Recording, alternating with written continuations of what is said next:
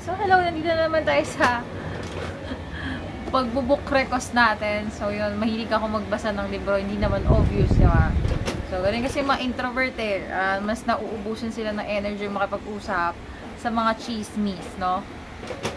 Lalo na pag mga goal-oriented ka, di ba? Bakit ka naman magsasayang ng oras sa pagkwento sa mga walang kwentang bagay at sa buhay ng iba? Pakialam ko naman, hindi ba? So, mas gugustuhin ko na lang magbasa ng libro. So, ito, life-saving to.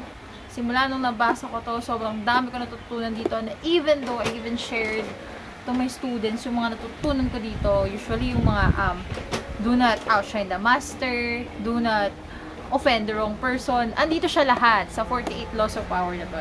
And this is, obvious naman, sa pamagat pa lang, 48 laws of power. For you to attain the power, you have to sundin yung 48 na batas na yun ni Robert Greene.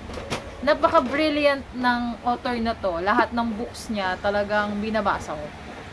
And even, diba, kahit si yung mga matataas na personality natin sa Philippines, and even si Ian Gasa, yung Marites natin, diba, yung self-proclaimed nating Marites, nagbabasa siya ng mga books ni Robert.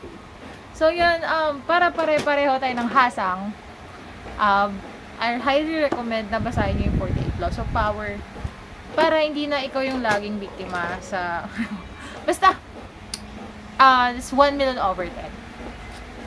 Kung gusto niyo bumili nito at magkaroon ng copy nito, medyo mura lang siya dito sa TikTok and mabilis siyang ma-deliver. So, click nyo lang sa yellow basket.